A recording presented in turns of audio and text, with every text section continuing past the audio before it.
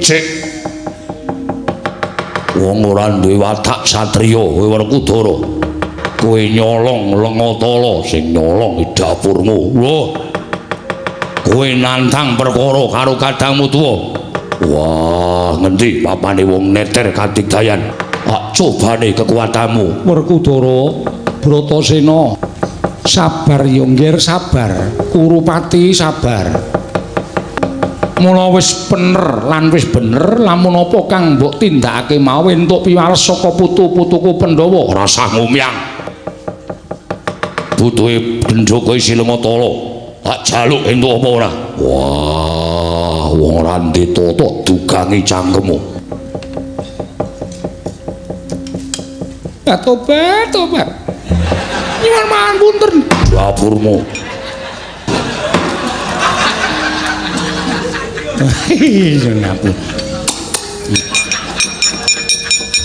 Ngambungi tangan barang. Wong ki nek tumindake ora apik, balesane ya ora apik. Sing jagani Kanjeng Ibu supaya ora matur Kanjeng Rama dapure kaya ngene. Karepe dhewe. Kula menungso ora tatanan wani nginggati kakangku.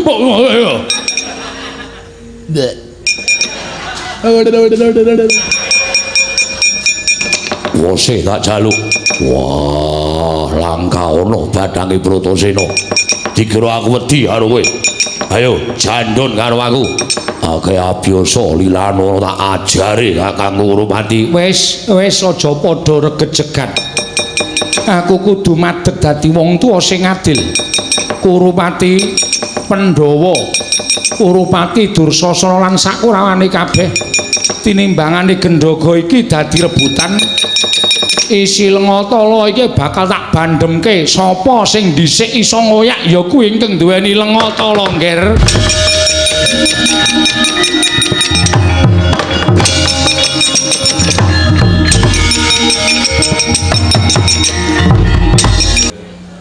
Kula sowan mriki mboten betah wejangan. Namung kula sowan mriki menika istripun namung badhe nyuwun idi pangestu saking Paduka Kanjeng Hyang. Tak pengestoni Kurupati. Jer sira kuwi putuku mula aja kuwatir. Pangestu ning Poneyang Banyumili. Matur sembah nuwun. Ing ngangka kalih. Nalika semanten Kanjeng Rama Dastarata dawuh kaliyan kula supados anggen kula dados nalindra wonten ing negaring Astina benjang saged ngayomi dhateng sagung kawula dasih. Monggo nalindra menika kedah nggadahi kasekten. Gandeng ingkang wayah menika dereng nggadahi kasekten ingkang saged dipun ngendhelaken wonten ing pabaratan. Monggo ngendikanipun Kanjeng Rama Dastarata bilih Kanjeng Hyang menika nggadahi satunggiling inggih menika jaya kawijayan ingkang wujud Gendhaga ingkang isi lisah tala.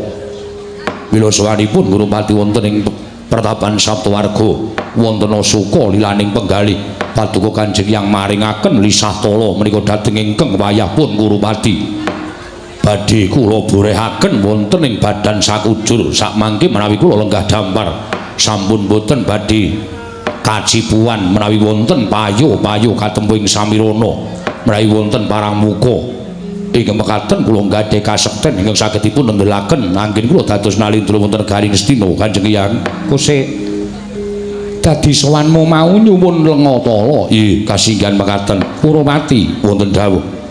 Lengatala iki darbeke ngabiyasa. Monggo aku duweni putu ya kuwi Pandhawa lan Kurawa.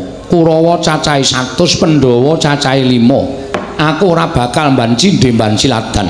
Pancen niatku Lengatala iki tak paringake marang kabeh putu-putuku, klebu Kurawa lan Pandhawa, supaya putu Saptawarga dadi satriya ingkang tangguh diadepake ana ing perkara apa wae lan lelakon apa wae. Mangke menawi saking pamrayoginipun ingkang wayahipun Kurupati Pandhawa mboten betahaken Lengatala. Lho, kok ora mbutuhke Lengatala?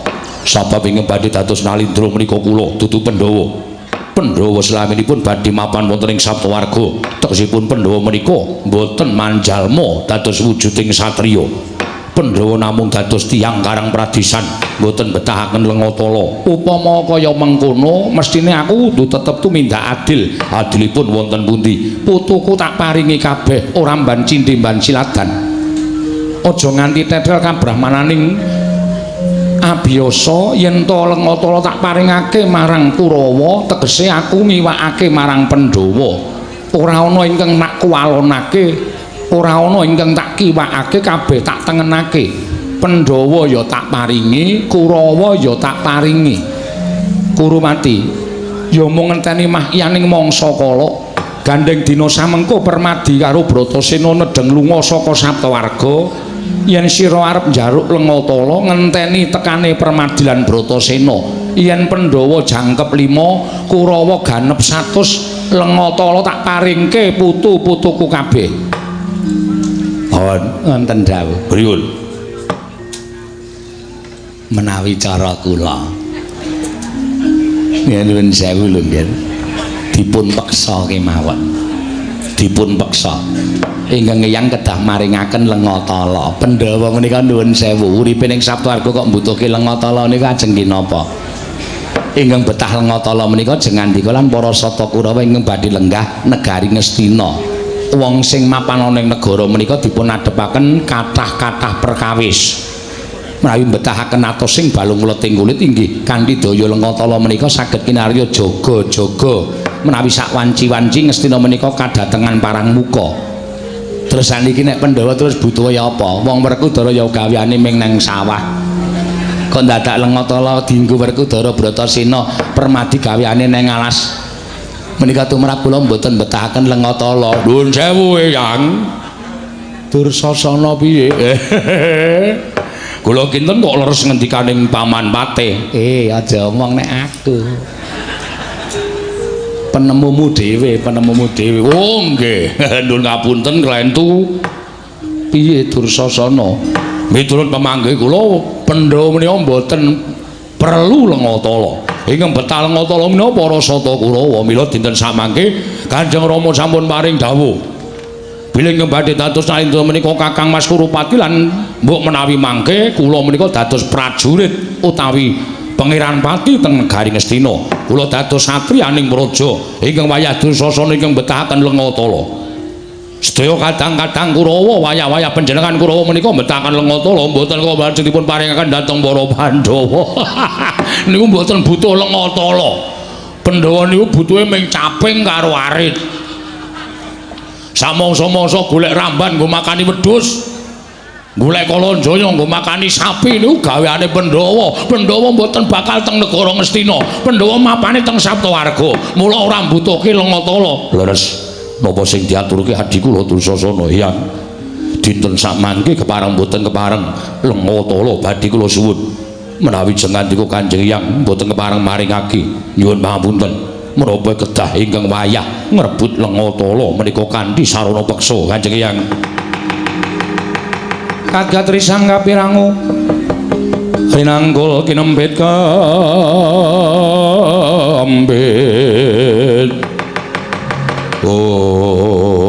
Kosek Dursasana. Lah kok dadi putuku Dursasana kok kaya wong urakan kaya ngono to? Aku kuwi mbahmu, nggih. Aku kuwi eyangmu. Anane kowe gumelarana ing jagat ki mergo aku anak-anak Destarata. Destarata tu muli anak-anak para sata Kurawa. Yen to aku ora anak-anak Destarata, kowe ora bakal urip ana ing alam donya. Kowe iki putuku, mbok yo ngerti tata krama, mbok yo njunjung derajate abiyasa. Lah kok ucapmu serakatan kaya mengkono kaya ora weruh tata. Kowe iki anak ratu lho, kowe iki dudu anak kernet Dursasana. Wah, nesu. Wong tuwa gaweane nesu. Setruk modar kowe. Wah ampun kadon mekaten watak wantune ingkang wayane kados mekaten menika. Lah kok dadi Kurupati wani ngucap bakal ngruda paripeksa karo abiyasa yen to Lengatala ora ndak paringake marang sata Kurawa. Iki kepiye karepmu kepiye? Kowe manut karo wong tuwa apa ora Kurupati? Mengko yen to Permadi Bratasena wis tekan Saptawarga, Kurawa jangkep 100 Lengatala tak dum. Ora bakal aku mban cindhe mban siladan. ning kok adreng nggonmu kepengin kedunungan Lengatala nganti kemecap ucapmu ingkang sajake wani ngias karo abiyasa. Yen to Kanjeng Eyang mboten maringaken menapa kedah kula rudha paripeksa kosek to kowe iki ngadhep mbahmu apa ngadhep mungsuhmu Kurupati. Yen aku mbok anggap mungsuhmu monggo-monggo wae ora apa-apa ning Kurawa tetep tak rengkuh dadi putuku nek iso tak dandani ning yen ra iso tak dandani ya wis kono padha uripa manut karo krenteking atimu dhewe-dhewe ning yen kowe kejlungup ana ing juranging kasangsaran kowe tiba ning juranging kanistan kowe aja nutuh mbahmu kowe ora usah dadak nutuh karo abiyasa Kurupati.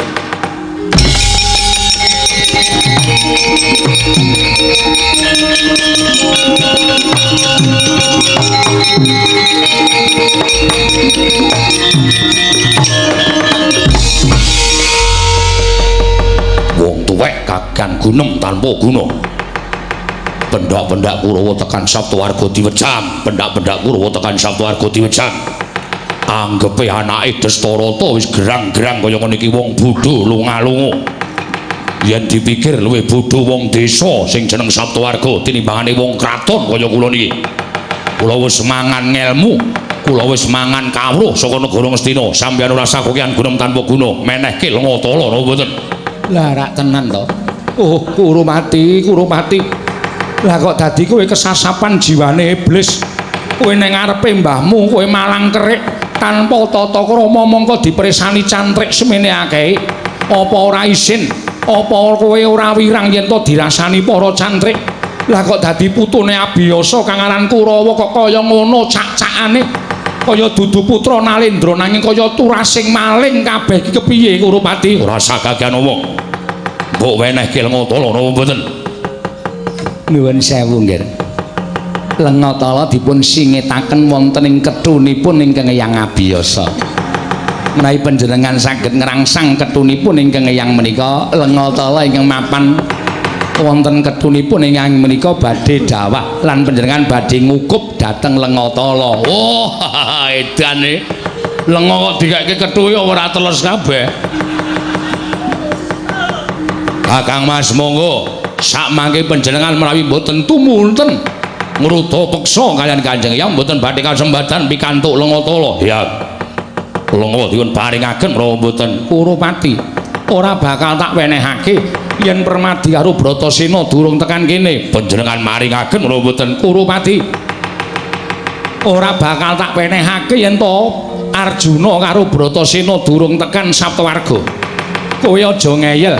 Kowe aja wani karo eyangmu lho nek nganti kowe kuwalat karo eyangmu aku ora tanggung jawab. Ora bakal malati.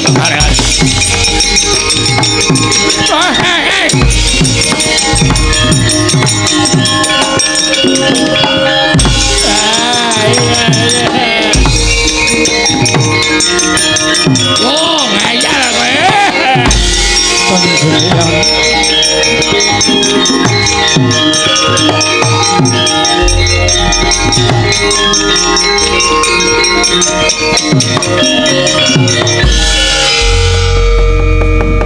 Gusti nyuwun pengayoman. Lah kok dadi putu-putuku Kurawa kaya ngono pambekane Wijakangka. Kurupati nggeret tanganku nganti aku kejlungup saka pecrabaan. Kethuku diudal-udal. Wekasan Lengatala direbut karo si Kurupati. Kabeh mau merga saka cangkeme Sengkuni. Kabeh mau merga saka cangkeme Suman. Ya ucaping Begawan Wiyasa muga-muga jagat neksenana. Sengkuni Suman.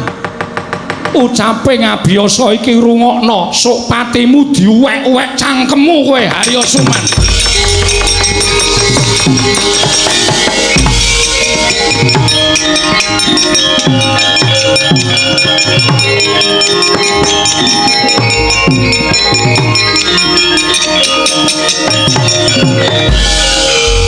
Wijakangka wonten dawuh Kanjeng Eyang. Wong sing mendem kamukten kuwi pambegane kaya kakangmu Kurupati kae. Kae wong sing ora kuat kedunungan derajat pangkat wekasan entuk derajat sepisan wae saka nggone maling saka tangane Pandhawa. Monggo Pandhawa wis ikhlas. Wong sing ora kuat kedurungan derajat pangkat ya kakangmu Kurawa pembayuning Kurawa kae. Titenana Wijakangka arepa kekemul brana picis, arepa kekemul derajat pangkat ning saksuwene Duryudana dadi ratu ana ing Ngastina, atine ora tentrem, atine ora jenjem. Ora bakal jenak sarta kepenak nggone lungguh dadi ratu ning Ngastina. Wijakangka mandi ucaping Bhagawan Abiyasa.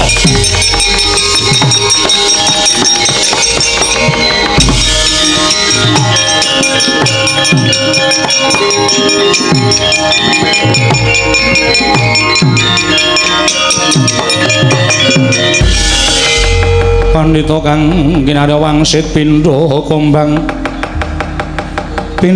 ngajaping tawang susah angin ngendi nggone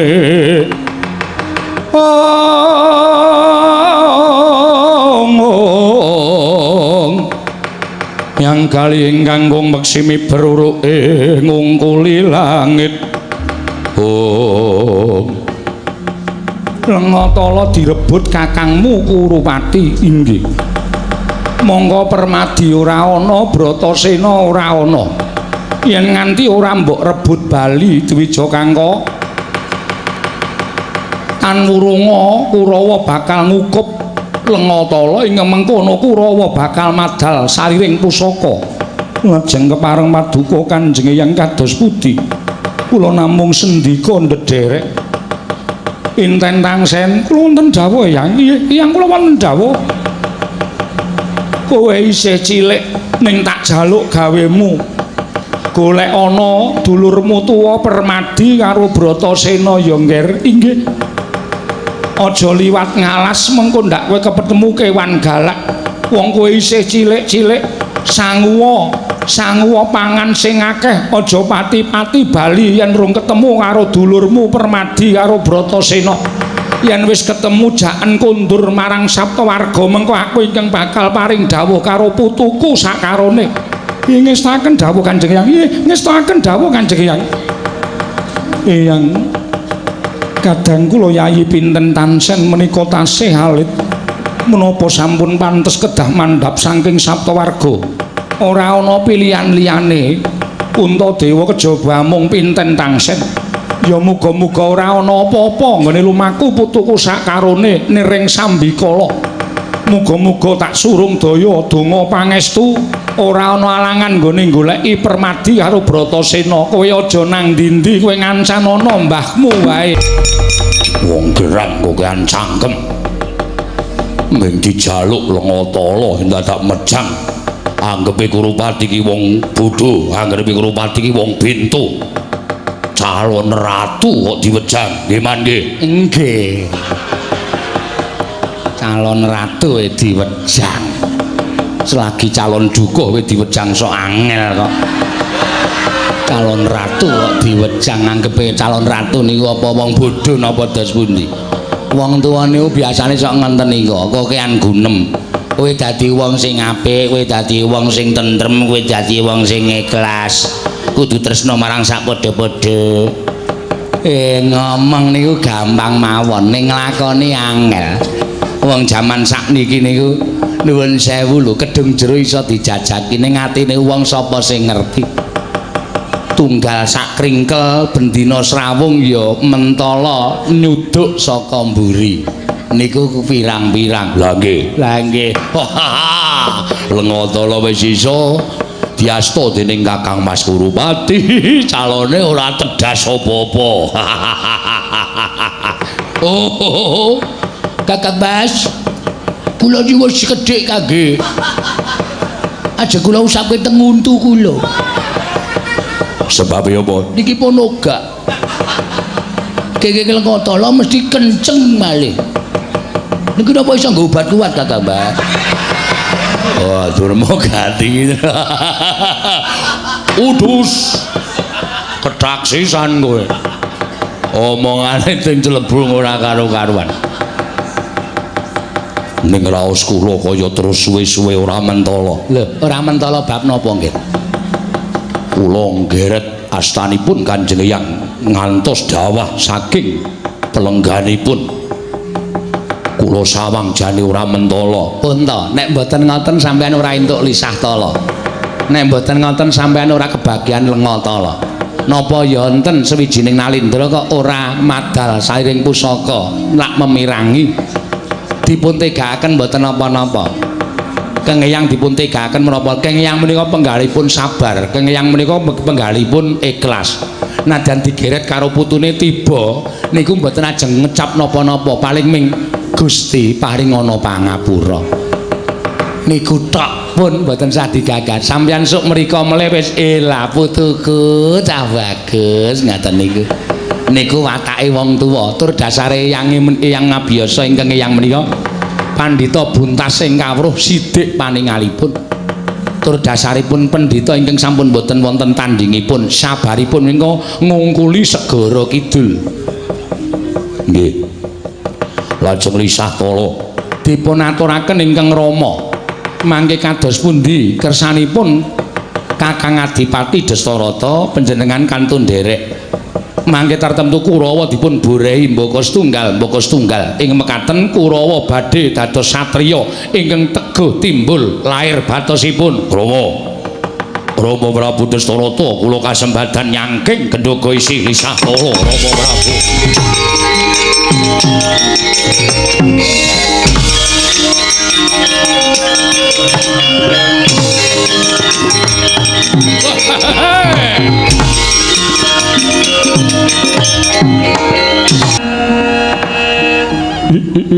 Jagat Dewa Bathara jagat pangestu ngkala. Anakku nggih anakku wong sentosa, wong gagah, wong sekti mandraguna Kumbayana. Inggih kula wonten paring dawuh menapa Kanjeng Rama? Kaget rasamu tak timbali ana ing kedaton negara ing atas angin. Bebasan sinambering gelang lepat raos sing manah kula. Sasampunipun kula tampi timbalanipun paduka Kanjeng Rama Prabu Baratwaja. Wonten wigatos menapa Rama namung saderengipun ingkang putra kepareng ngaturaken sembah. Sumangga ing pangabekti kula kunjuk Rama. Ya, tak tampa gawe gedhening atiku ora liwat pangestu ning wong tuwa tampanana. Kula pun dinggo jimat paripih dayanana ing kasantosan. Ingkang sabanjure pun Rama mung bakal paring dawuh apa ta sababe dene anakku lanang Kumbayana tak caketake mangarsama ngarsaning wong tuwa. Sepisan gandeng aku kuwi wong tuamu. Monggo kowe anak siji-sijine ingkang ndak gegala, ndak kegadang besok bisa nyambung marang sejarahing wong tuwa. Mbayana wonten maring adawuh. Pun Rama wis ngasta bawat peperintah negara ing ngatas angin iki wis mataun-taun nganti puluhan taun.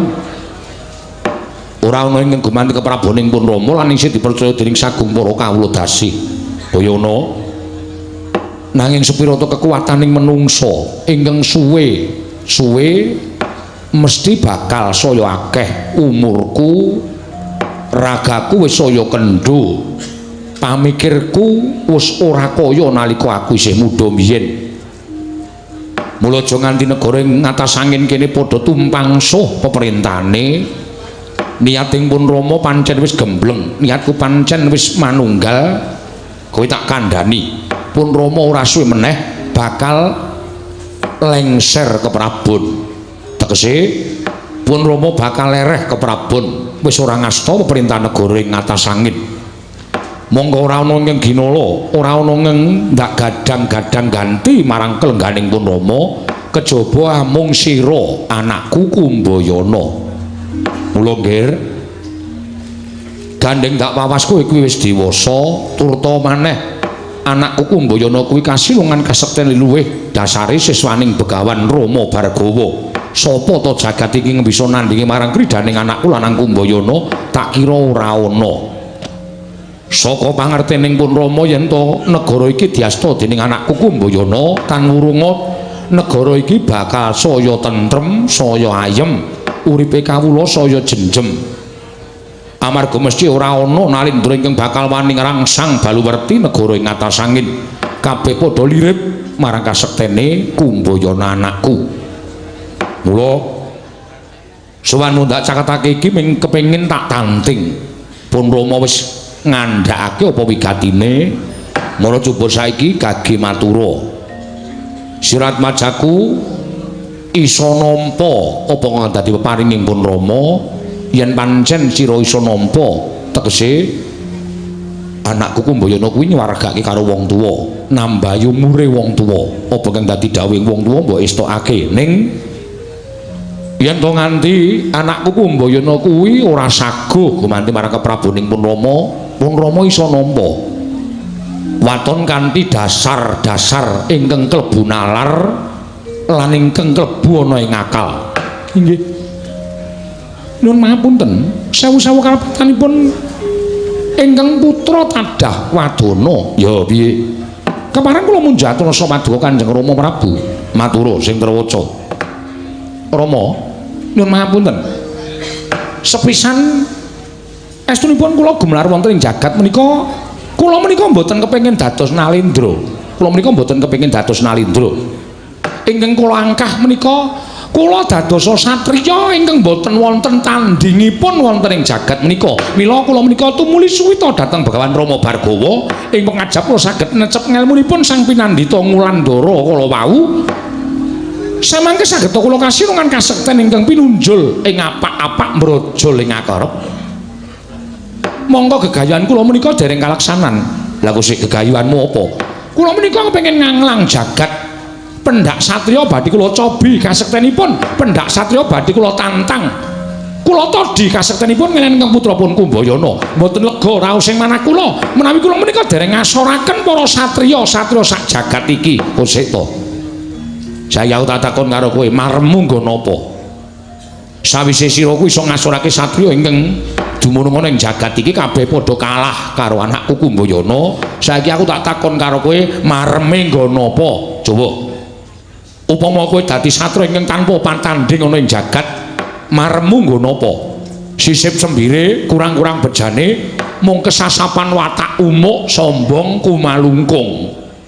Kuwi ingkang bakal manggon ning atimu. Mula gegayuhanmu mau cupeten semene wae. Kowe dadi ratu, ratu ingkang becik, ratu ingkang apik lintir keprabaning pun Rama. Ngerti?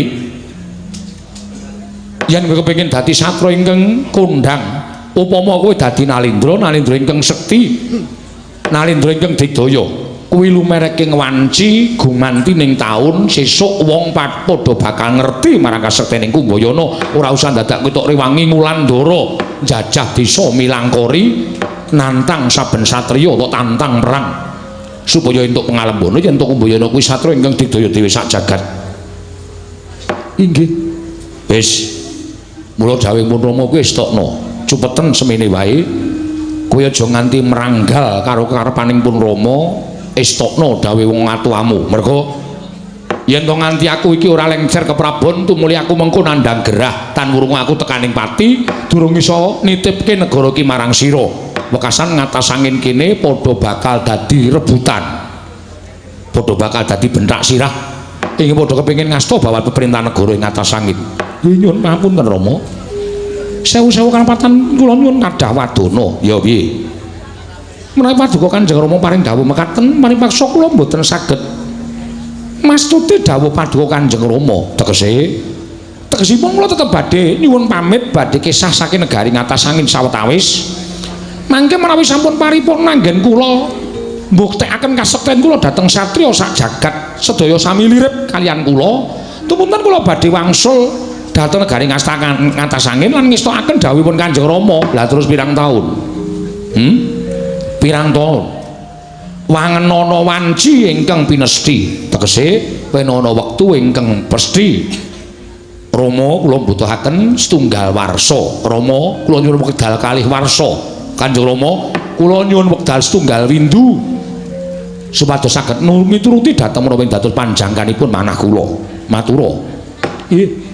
Menawi babakan wanci kula mboten saged ngaturaken setunggal warsa kalih menapa tiga menapa sedasa menapa setunggal windu menapa setunggal abad kula dereng saged ngaturaken. Lah nek tegese kaya ngono kuwi nolak sing kanthi alus. kowe nolak karo kareping Purnomo kanthi alus, kowe meranggal karepe wong atuhamu ning kanthi alus. Mboten piye? Wong nyatane kowe tak tanting kaya ngono kowe ora iso wangsulan kok. Kowe wangsulan karo aku njaluk wektu pirang sasi, pirang taun. Mengko tak enteni nek wis rampung niatmu nggone dadi satriya ingkang digdaya dhewe sak jagat tumuli bali ning atas angin.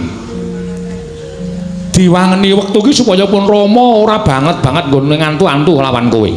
Nyuwun pangapunten. Samenika ngaten kemawon Rama. Paduka Kanjeng Rama sampun ngantos ngantu-antu dhateng sowanipun ingkang putra pun Kumbayana. Setunggal warsa kalih warsa.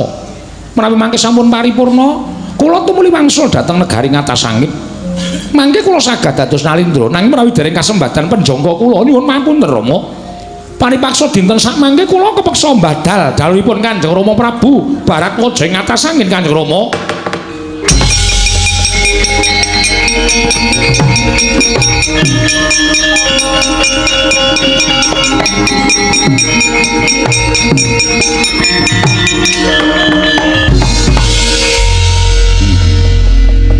Mboyono. Ora pisan ora pindho kowe gawe pingget penggaling Purnomo.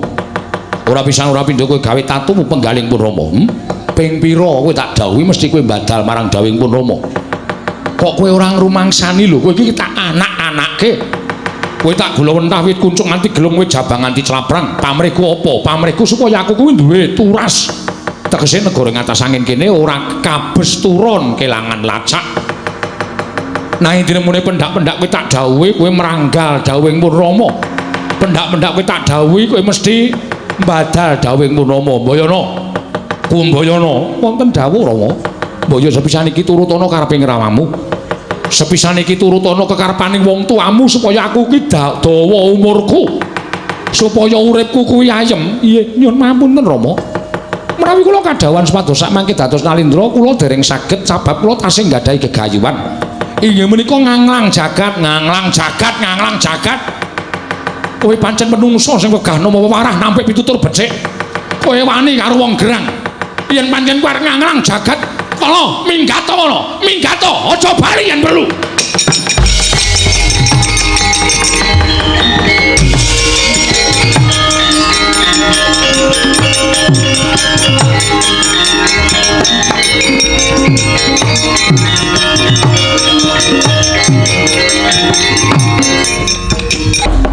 Prihatin waspaga mijil tuhu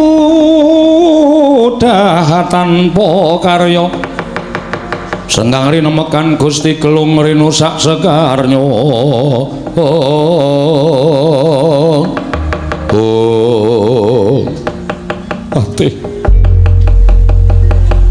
Patih lah kok ora kandhika nyono-nyono kahanan negara ngatas angin kok kaya ngene.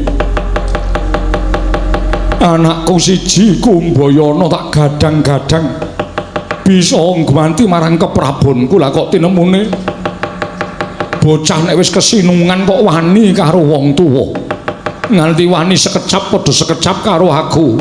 Ate apa ya kelakon rubuh adeke negara ing atas angin.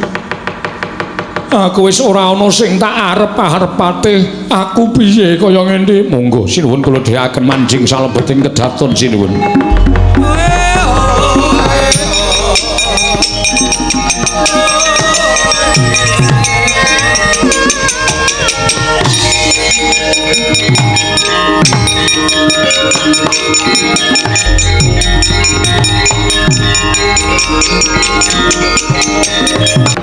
Malah rumasaku kaya bakal katekan penjangkaku wiwit aku ditari karo Kanjeng Bapa Guru Rama Bargawa. Kumbayana kowe kepengin dadi apa? Nalika semana tunggal guru karo aku ya kuwi Dewabrata, Sucitra Kumbayana katelune duwe ancas gegayuhan dhewe-dhewe. Dewabrata kepengin madeg Brahmana. Monggo Sucitra kepengin madeg dadi Nalindra. Rumasaku dadi ratu ki kok kaya ora pas karo kekarepaning Kumbayana. Nganti Kanjeng Rama duka karo aku ditundung lunga. Iki nggonku bakal duwe jalaran. Nggonku bakal ngatokake apa kang dadi niating Kumbayana ya. Yen ngono aku arep mapan ana ing negara ngatas angin. Aku tak nyusul karo dulurku Sucitra sing mapan ning tanah Jawa. Upama aku iso ketemu, mestine aku duwe kanca, aku duwe rowang, aku duwe sedulur ning tanah Jawa.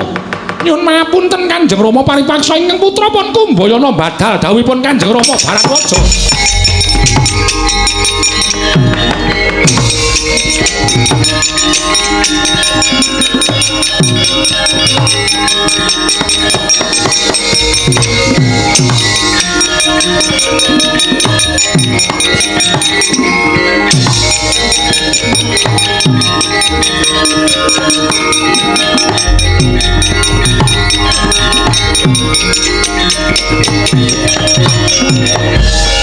Pacarian putra lamun kawekasan yeka wisanggeni maya Wisnu Pratenta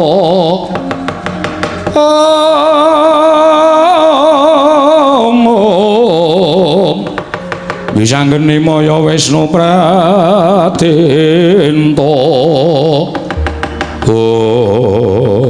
jagat Dewa Bathara. Aku kok lali yen to nang tanah Jawa kuwi kudu nyabrang segara. Lah rak tenan to. Bareng dalan kene tak turut nganti adoh parane kepambeng wujuding segara. Nadyan mung segara anakan ning wangune banyune iki lagi bena.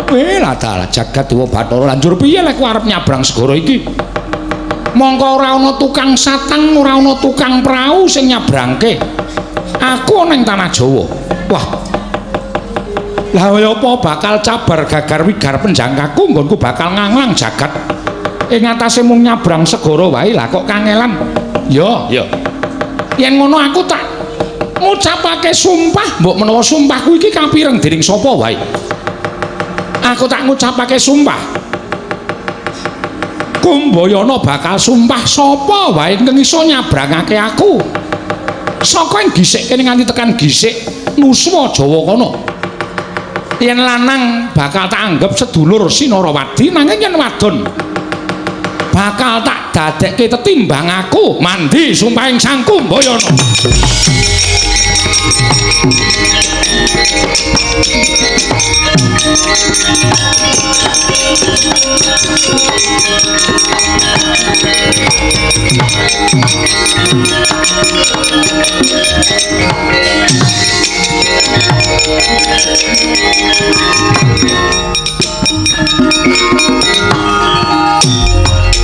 Monggo ora ana wong kang teka kepengin nyabrangake kalawan aku, lah kok malah ana kuda sembrani ulese ngembang duren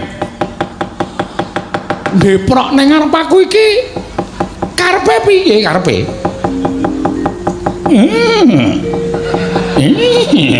Lho. Ketoke ora iso omong ning sajae kok kaya ngerti sing tak kandhakake. Kuda, niatmu apa? Lah kok kowe mendak-mendak ning ngarep aku? Kowe wujuding kuda sembrani ingkang duwe swiwi. Apa kowe saguh nyabrangke aku?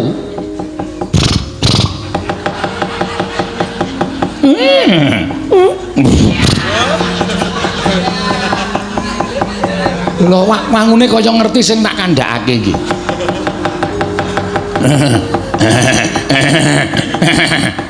Weh lah dalah.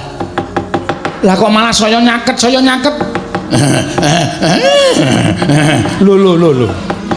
Lah kok dipapakke kaya ngene iki? Wo lah ya wis yen ngono iki pancen pestiku aku iso nyabrang segara anakan iki kanthi nite kuda iki ya. Kuda yen pancen kowe kepengin nyabrangake kelawan aku, kowe tak tumpaki sabrangna Kumbayana. Iya tak tumpaki, jaran tak tumpaki.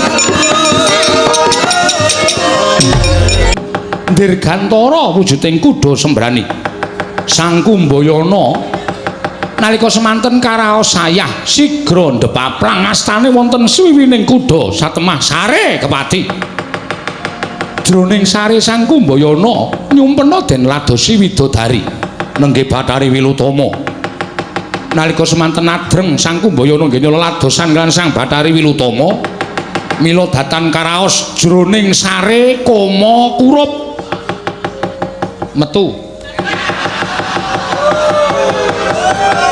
Kama Kurup sigra den serot dening kuda nalika semanten parenging Jawata kuda saknalika angger bini tegese wewek waja tanganipun namung anut kedheping netra kedhep setunggal kaya wis setung sak candra kedhep kaping kalih kaya wis setung rong candra telung candra patang sasi limang sasi nem sasi sapta candra sigra mandhap saking dirgantara Sang Kuda sembrani kagiat kadurekasan Sang Kumbayana wau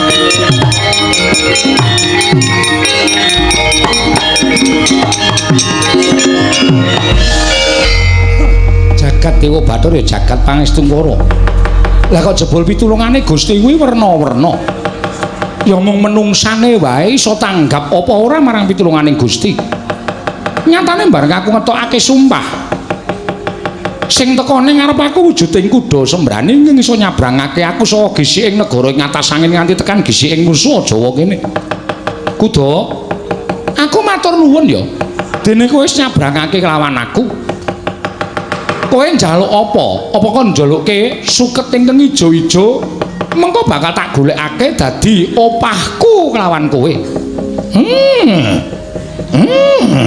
piye dadak nganggo dedak apa piye mengko tak goleke aja kuwatir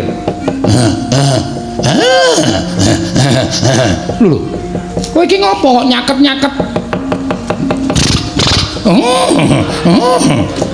kok sirahmu mbok usel-uselke aku ki ngopo ana apa gandeng wis cukup aku tak njaluk pamit sewang-sewangan laku muga-muga kowe entuk papan sing kepenak nggonmu mapan ana ning Nusa Jawa kene aku ya tak goleki dulurku Sucitra wis ngono wae aku njaluk pamit ya kudu mengko kowe njaluk apa wae mesti tak turuti aja kuwatir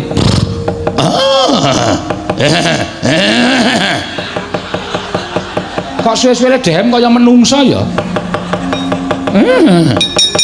wis ngono wae aku njaluk pamit aku nyuwun pamit aku tak budal goleki kadangku Sucitra kowe golek papan sing ijo sing kerja di men ora kekurangan pangan aku ngaturke panuwun tanpa pepindhan ya kudu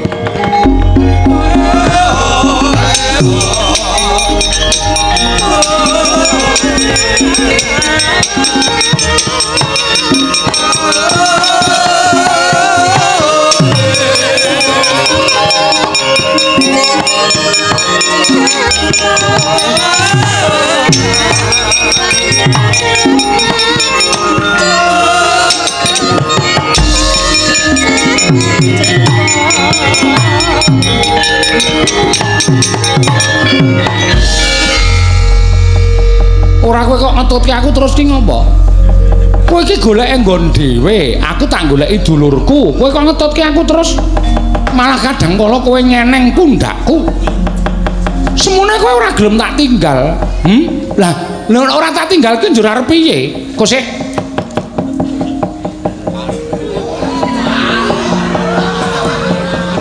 kowe jaran wedok to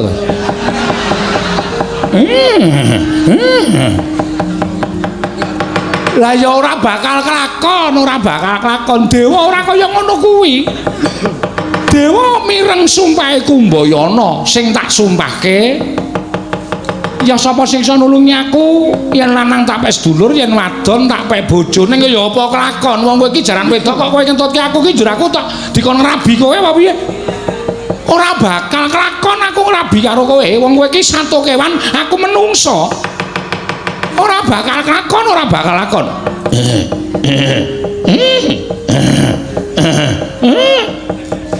Ngopo?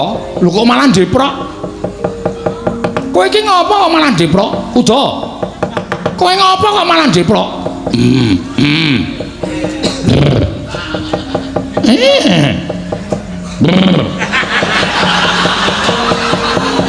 Wong nyuwara jaran kok disoting.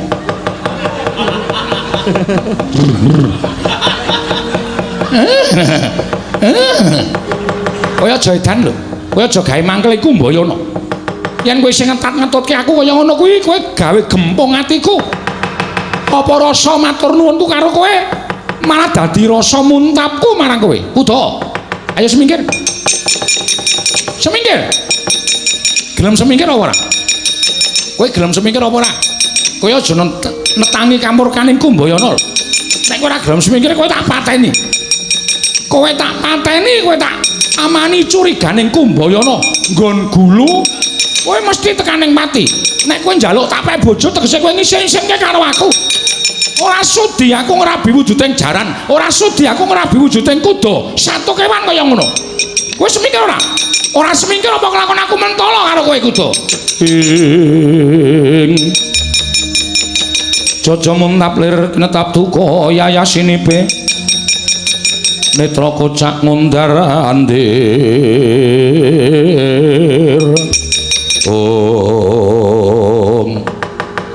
Kocap kacarita nalika semanten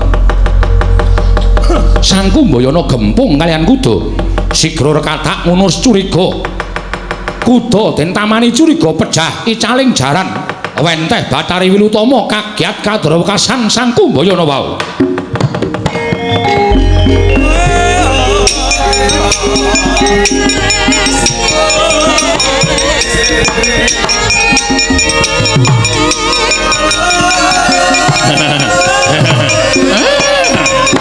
Ora sah, ora melu aku.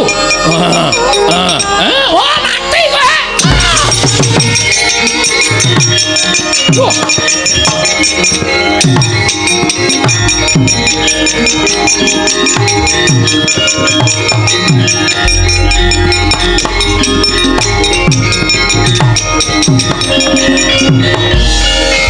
Lho elok bareng jaran tak tamani curiga tekaning mati lan wujuding jaran. Lah kok iki ana wujuding putri ayune ora jamak-jamak iki sapa?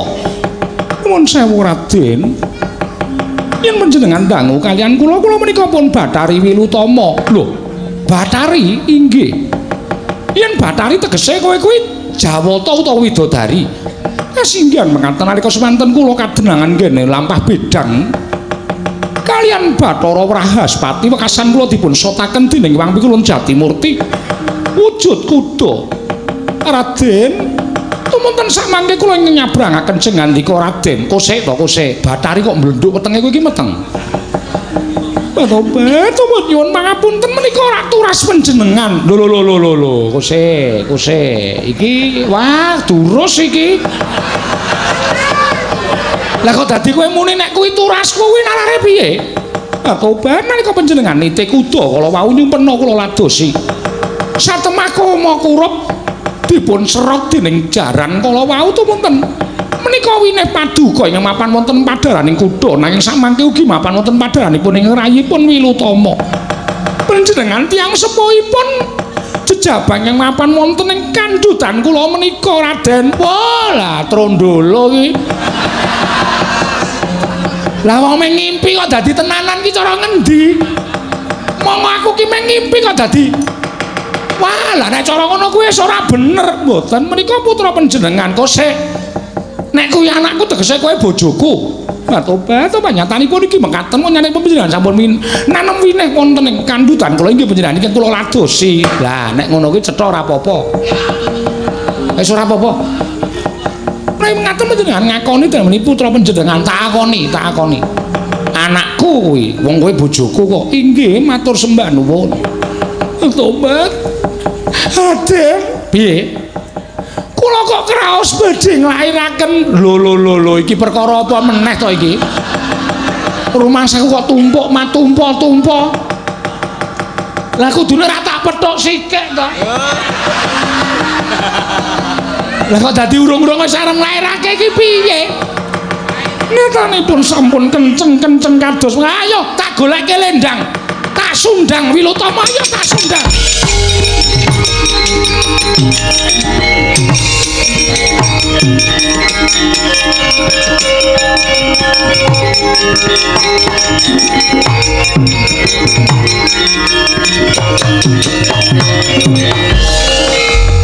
Sigra nalika semanten angu dari nyampinge Sang Kumbayana dinalekaken wonten ing wreksa setunggal kaliyan wreksa ingkang setunggalipun tumuli Sang Bathari Wilutama sinundang pinadal gagang suruh ingkang temu rose biak Gumbalagiri nalika semanten mijil jalu pekek warnane atmajaning Sang Bathari Wilutama nggih kalan Sang Kumbayana.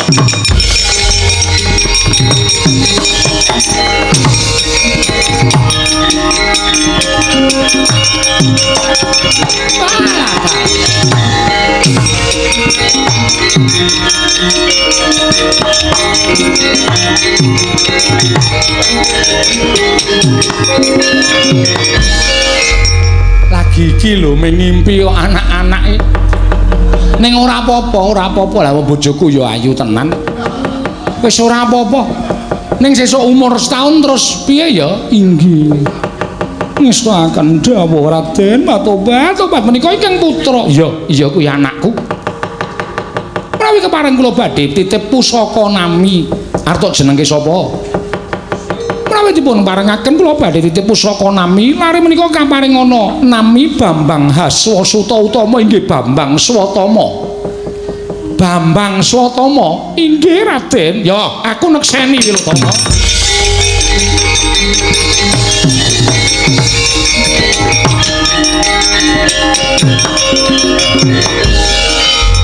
Nah ingaten menawa panjenengan mboten kepengin ngudang ingkang putra. Lho aku ki durung iso nggendong bocah. Namung kantun ngaten kemawon mboten menapa-menapa. Ya wis. Wis tak gendonge. Dasaripun menika putra panjenengan. Iya anak. Walah ya. Lho edan-edan iki ngompol iki lho. Batu-batu mboten dados menapa wong ya durung dineweni apa-apa kok. Iya. Walah baguse ora jamak. Ya memper nek anakku meh padha aku. Inggih. Meh sami kaliyan panjenengan Raden Kumbayana. Iya pancen ya memper tenan. Terus piye iki Wilutama? Kowe karo aku apike urip menyang endi? Batu-batu padastunipun kula namung badhe titip Swatama Raden. Jernyatanipun kula menika widodari panjenengan jalma wantah mboten badhe saged tetunggalan manunggal wonten ing jagat. Kula titip anak kula badhe wangsul wonten ing kayiwangan. Wilutama, aja edan kowe. Wilutama, wah.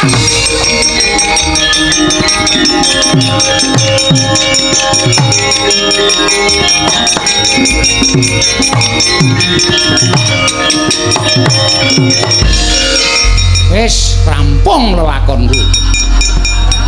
Lah apa iki dosaku sing ngakuani karo wong tuaku to ya? Wiwit aku wani karo Kanjeng Rama Baratwaja aku ditundung lunga. Wiwit saka aku arep nyabrang wis entuk godha wujuding jaran sembrani lah kok jaran tak mateni wujud putri-putri widodari. Mongko wis meteng jari anakku. Bareng bayine lair lagi mak ceprot wae durung iso apa-apa wis ditipe karo aku terus tinggal minggat. Walah setan alas. Lah iki piye apa ya mimik kok dinunutke? Lah ya ora kelakon to waduh mati aku wah wis. Lah kok dadi lakonku tumpuk undung kaya ngene wah. Iki nek aku ora golek iki dulurku jenenge Sucitra. Kakang Sucitra, kowe menyang endi Kakang? Lakonku kok kaya ngene iki aku tulungono Kakang Sucitra.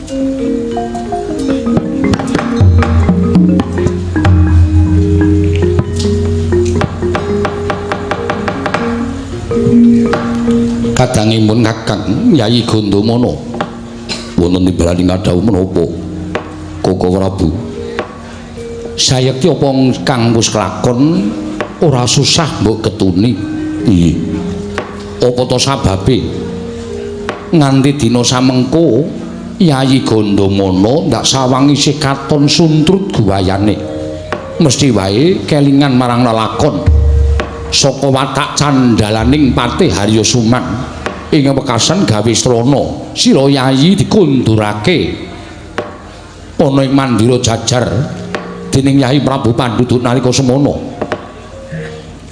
Koko Prabu Estine manah kula mboten ngrembak perkawis menika namung bebasan anggen kula gesang wonten ing Madyapada menika paribasanipun sampun kados dene sarah mungguing lautan wastra lungset ing sambiran lire piye krana sasedanipun inggih menika Kanjeng Prabu Pandhu Dewayana bebasan manah kula tumunten nglokro kula sampun boten gadah kekiyatan krana pepunden pengayoman tuwin ingkang tansah kula sembah-sembah inggih menika nalindring Ngastina sampun boten wonten samanggih lajeng ginanipun menapa gesangipun Gandamana menika sik kejaba sira kuwi kadang kuwipe mestine wae sing duwe kewajiban gawe tentreming Projeng Pancala ing angka loro Yayi Prabu Pandhu kuwi ninggal marang Atmaja ingkang sak temene kabeh mau dadi kewajibaning Yayi Gandamana ya senadyan ora tansah sumanding ora iso nyanding kelanan pajaning Yayi Prabu Pandhu nanging kabeh mau dadi kewajibaning sira Yayi nggone tansah nggula wentah kelawan atmajaning Prabu Pandhu ya turasing nalindra Ngastina ingkang kabar pawarta ingkang dak tampa yen to Pandhawa tansah siniya-siya dening para Kurawa mula wajibe sira Yayi Gandamana yen to ora iso ngatonake kasetyan marang Yayi Prabu Pandhu ingkang luwih becik sira Yayi Gandamana ngulatana kelawan atmajaning Prabu Pandhu Dewayana ing Ngastina mbok menawa kuwi dadi kewajibaning Yayi Gandamana ingkang ora iso bareng sowan ngersani Hyang Mahanasa kelawan sedaning nalindra ing Ngastina Yayi Gandamana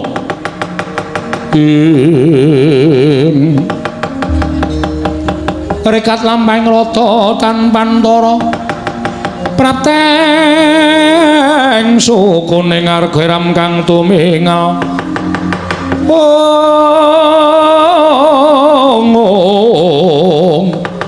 iram kang tumingal dendeng saengga praja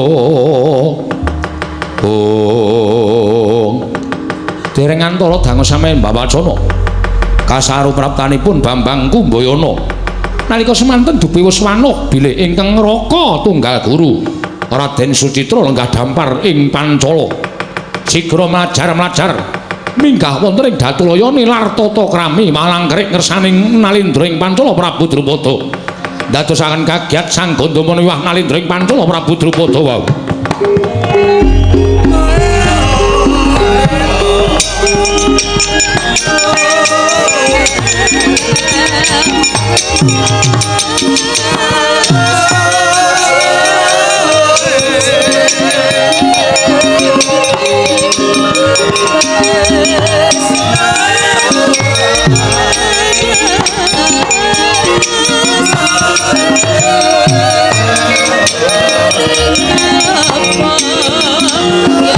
Sucitra, Kakang Sucitra. Waduh, wis mukti kowe. Lakon penjangkamu Kakang Sucitra.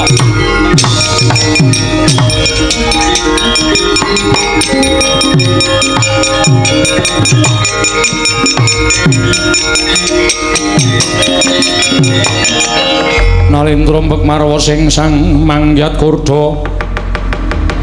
Mangyat Kurda kota kaping iri Irika Sang Pinarwasa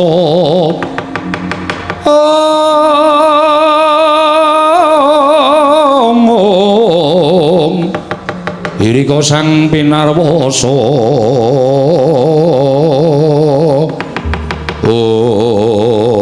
wah adalah edan waduh sengguh men kowe tak rangkul ora guyu kowe ora nampa aku ngatungake tangan tak jak salaman wae ora gelem waduh bareng dadi ratu lah kok pamer kowe saiki kowe lali karo aku ya kowe wis mukti terus lali karo kancamu biyen ngono ta kowe ora gusik iki sapa teko-teko lah kok ninggal tata krama kowe sapa aku ora ngerti karo kowe walah edan kowe iki edan kowe mbiyen ora krasa mangan karo aku wae sepiring dienggo wong loro kowe turu karo aku wae mung kloso sak suwek dienggo wong loro nalika kowe karo aku suwita ya kuwi Pendhita Wulandara Kanjeng Rama Bargawa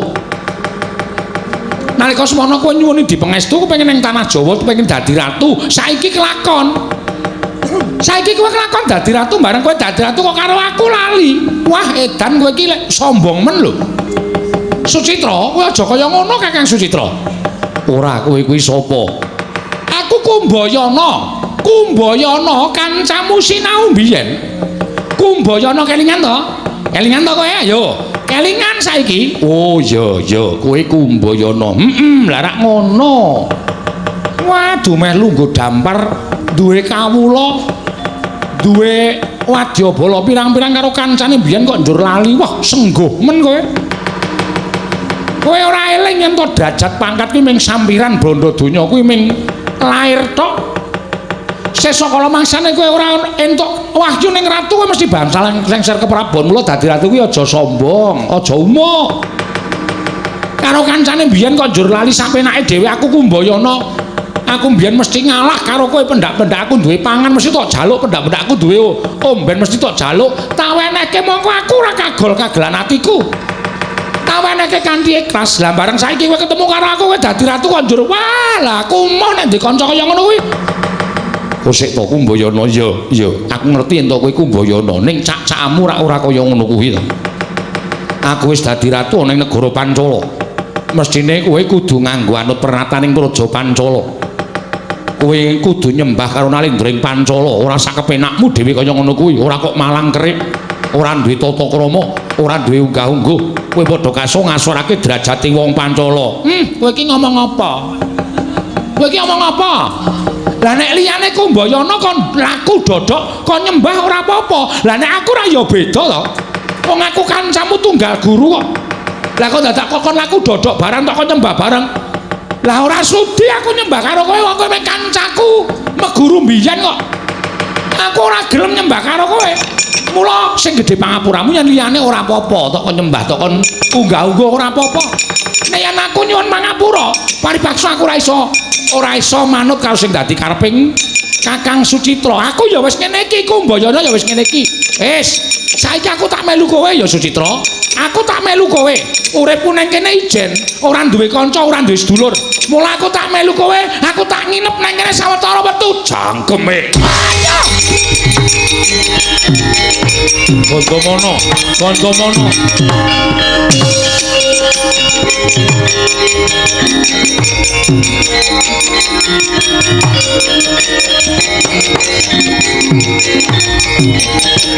wah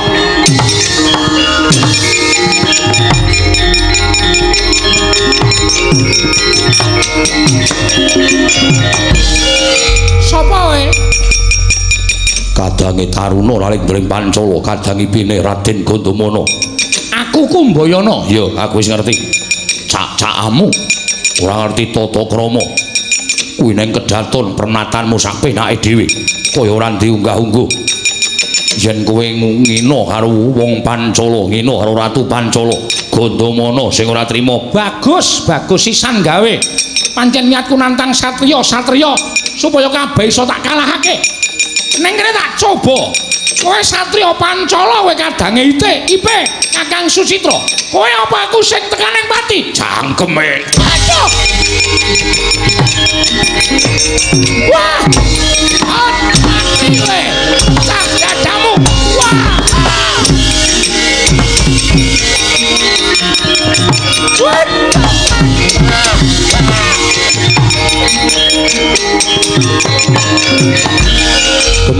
Sang Gandamana nganti kaya gajah kelangan serati tandange nalika semanten mulat cak-cakaning Sang Kumbayana ingkang nilar tata krami mila sigra den pulasara tutuk den suwek irung den puntes asta den tugel temah dekre Sang Kumbayana mati aku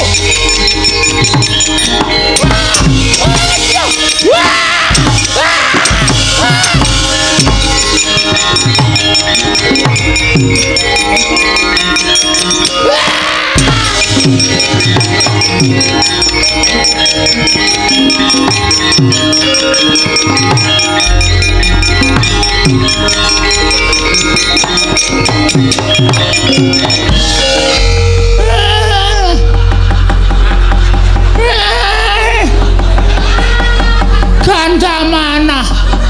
Wah, wong kok ora ngerti krasa kamanungsan. Kowe mulasara karo aku sak penake dhewe Gandamana. Monggo aku ora duwe niat apa-apa. Oh, Sucitra, Sucitra. Semono ketegelanmu karo aku. Aku ngaku kalah karo kowe ning mangsa kala besok. Oh, aku kudu males hukum lara wiranging Kumbayana karo wong Pancala.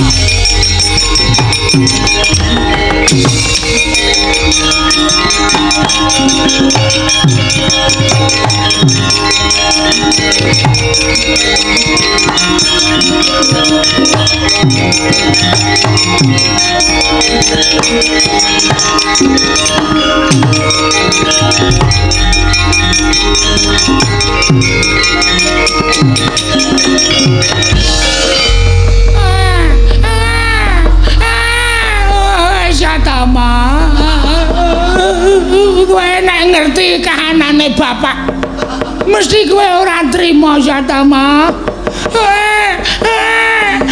Sing gedhe pangapuramu ya Yatama, aku ora iso gendong kowe. Tanganku dekle.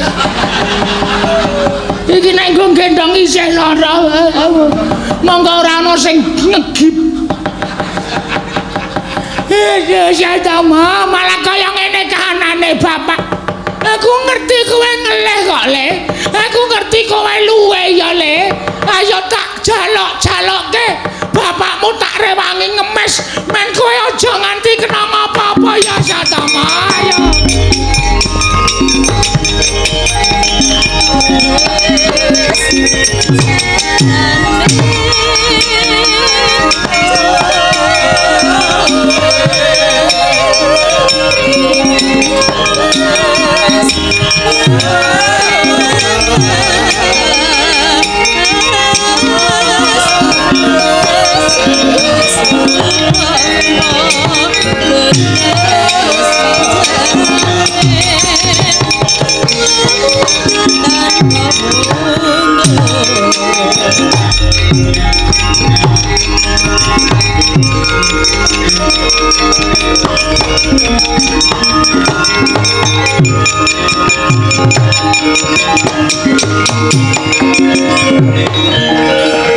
Gandamana wonten dawuh mestine ora kaya mengkono kedadeane ya bener Kumbayana kae pancen guruku utawa kancaku tunggal guru nalika suwita Brahmana Wulandara Sang Resi Rama Bhargawa lha kok dadi malah mbok pala mbok ajar nganti rusak sarandunging awak sampun boten kiat ngampah dhateng gempunging raos dene wonten tiyang ing wantun celandhakan kalian sesembahan kula Koko Prabu Pancala ya bener nanging kurang bener sesuk meneh dipitung yen to bakal mbelani kelawan panjenengan ingsun sing wis mugi dadi kaca benggala nyang endi Kumbayana mlebet wana Koko Prabu muga-muga entuk dalan padhang si Kumbayana aja nganti keloro-loro nggone urip ana ing nusa Jawa nggih mugi-mugi mekaten ayo kanthi manjing teleng kedaton monggo Koko Prabu kula dherekaken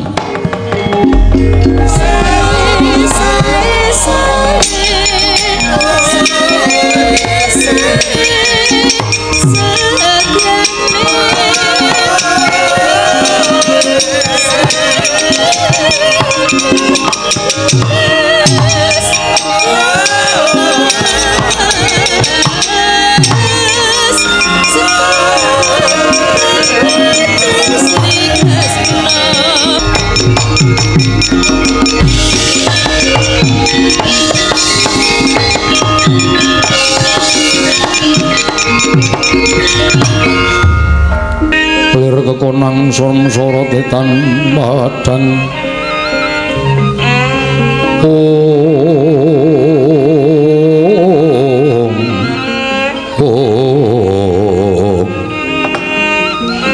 Kakang Mas boten nginten menawi paduka Kakang Mas musul dhateng Kang Rayi wonten madyaning tengahing mono. Wah, Permadi wonten dawuh Kakang Mas. Sejatine ora duwe niat nusul Harwadi kulanang nanging gandeng gonku ngundha layangan ana pelataraning pertapan. Rasaku kaya sepi. Tumuli aku ninggal pertapan Saptawarga ngupaya karo kowe. Wah, ndak sawang barep kakangku ingkang tansah momong karo Pinten Tangsen. Rasaku kaya ora mentala, Permadi. Aja pisan-pisan ninggal pertapan Saptawarga. Yen duwe wigati Pandhawa tetepa jangkep 5. Inggih. Pangraos kula nembe boten saged jenak lire kepiye. Dipun sababaken lelampahan ingkang sampun kepengker. Nalika Pandhawa mesanggrah wonten ing Sendhang 7 tumunten kadhawuhan dening para Sata Kurawa pindah wonten ing Sendhang 9. Paduka Kakang Mas kemutan mapan wonten ing Sendhang 9 wonten satunggiling naga ingkang nalika semanten pejah dening Kang Rayi pun Permadi. Wondene naga kala wau ingkang namipun naga Gombang. Sapejahing naga tumunten nilar swanten bilih binjang badhe males mudi tuwuh lara wirang kaliyan Kang Rayi pun Permadi. Kakang Mas nalika semanten tumunten manah kula ketuwan raos kuwatir durga ngangsa waswan sumelang. Kula kang sangka kuwi bisa meneh. Aja banget-banget nggonmu ngegungke marang kasatriyan sarta kasektenmu. Nadyan mung wujuding kewan, nanging kewan kuwi uga duwe hak sarta duwe kewajiban urip bareng karo bangsaning manungsa. Kula aja sok gendhak sikara karo sak pepadaning titahing Gusti. Permadi, sisihna rasamu ingkang kaya mengkono mau. Sing wigati ayo. Wah, mesake barep kakangku nggone antu-antu lawan pun Kakang Opodene Siadi. Bali nyang Saptawarga. Mundak diarep-arep karo Kanjeng Hyang Wiyasa, Permadi. Nyatlangening kalanggiwan agar pandan moncar tinon ler kakonang surem-sara tetan padang kasoran pacaring purnaming gekono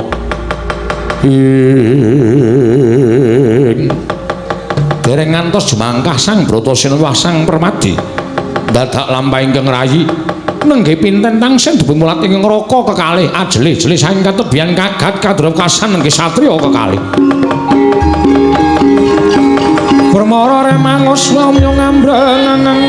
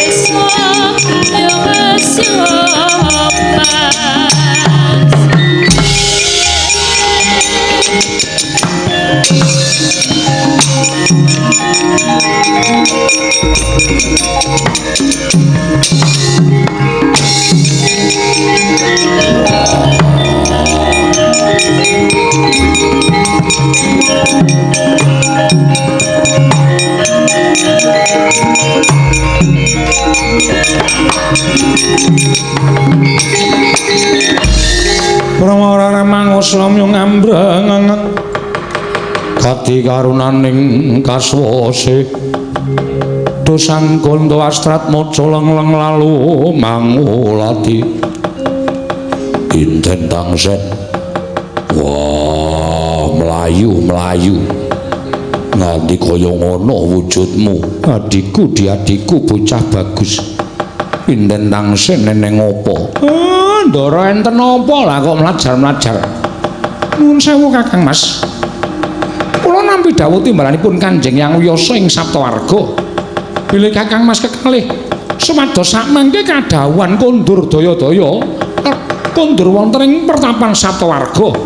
Ana apa Yayi Dimas kadangipun Kakang?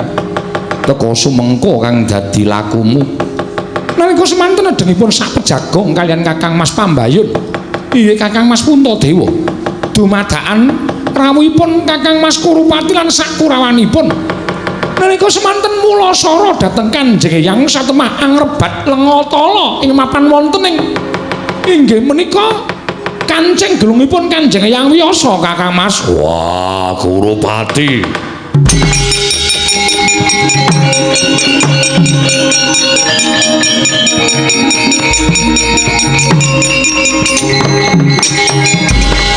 Permati wonten maring adhawuh. Wah, kowe mlaku melayu sing banter Semar Permati derekno Pinten Tangsen tak gendonge mulih ning Saptawarga.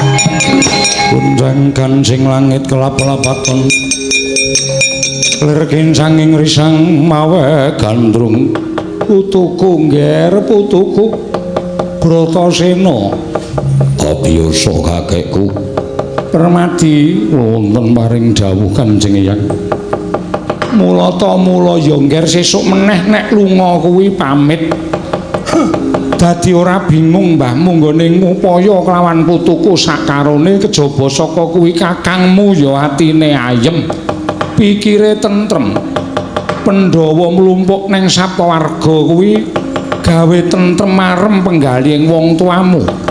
Wah, aku njaluk ngapura. Kanjeng Hyang kula nyuwun pangapunten. Ature adhiku Pinten Tangsen jari Kurupati sakurawane tekan kene. Iya pancen bener. Kurupati tak siya karo kakek abiyasa. Mung mergo kepengin ngrebut wujuding Lengatala, apa kabeh mau bener? Iya, Nger. Kurupati kakangmu ninggal tata krama. Ora mantra-mantra dadi putune abiyasa. Astaku digeret nganti aku tiba saka pelenggahan. Sengkuni karo Kurupati ngotak-otak ketuku diuwek-uwek mung goleki Lengatala. Nek kowe ana mesti wae kedadeane ora kaya sing wis kelakon Bratasena. Wah.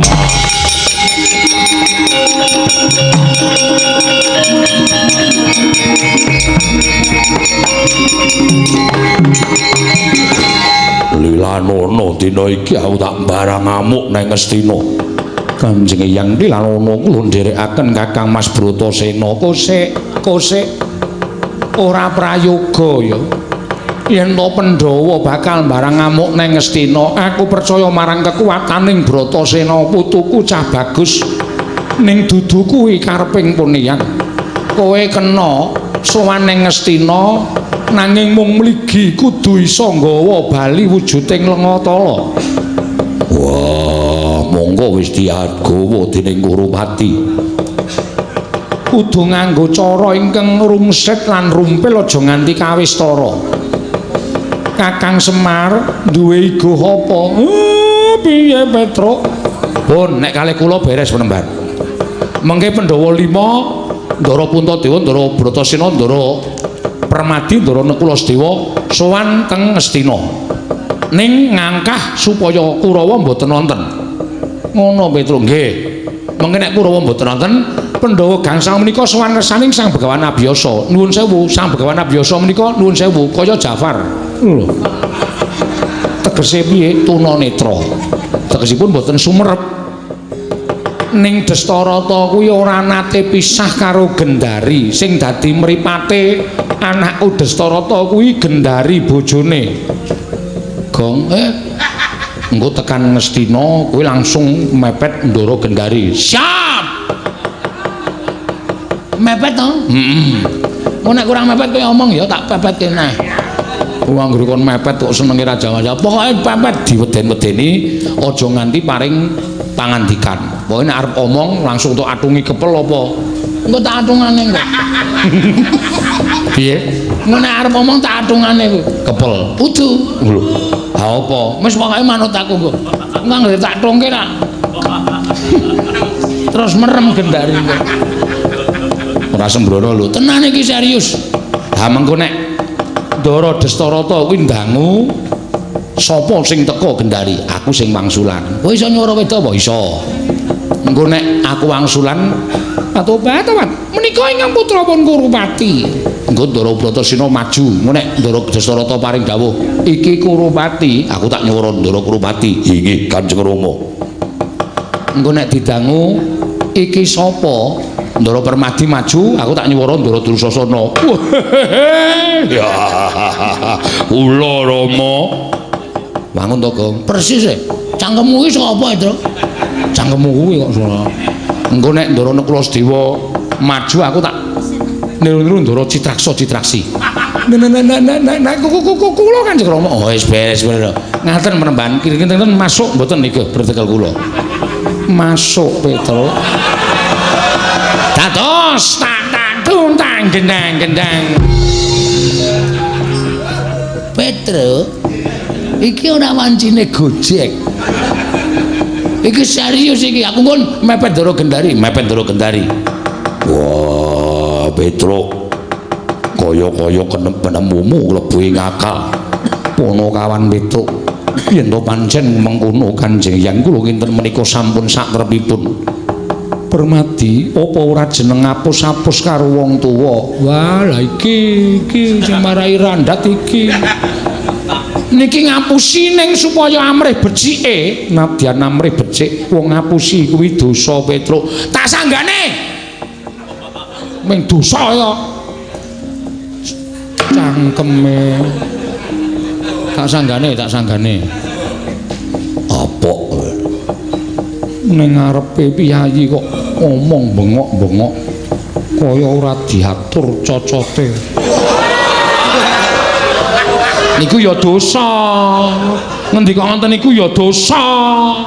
Oh, karo wong tuwa unake nyuwara seru ning kupinge pepunden. Pepunden apa? Petruk senengane ngono kuwi. Bratasena, Permadi, Puntadewa, Pinten Nangsen, budhal nang Ngastina. Kaya sing digoke Petruk ndak kira iso kelakon. Kowe kabeh iso nampa kanugrahan saka Lengatala, Ngger. Wah, Pinten Nangsen tak gendonge.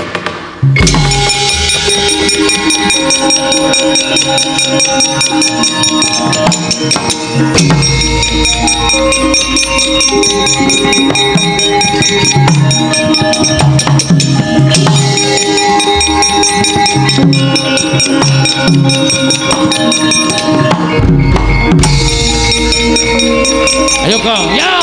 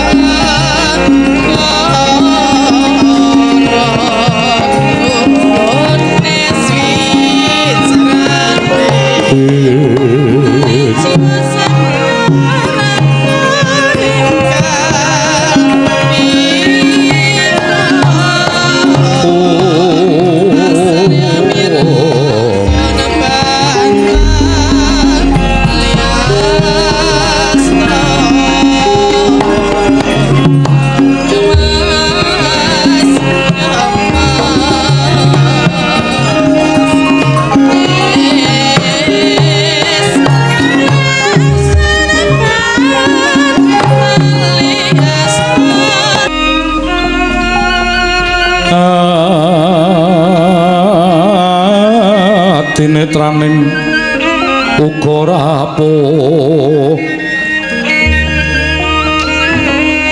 sabdaning kokila ring kanikara sagetar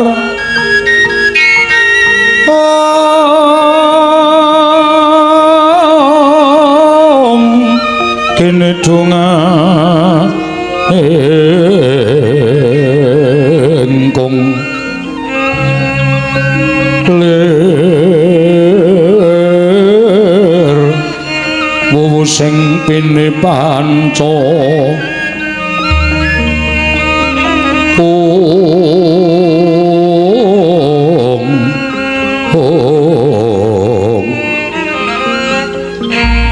bebetoke ngayam mono mrak mangwuhing pagagan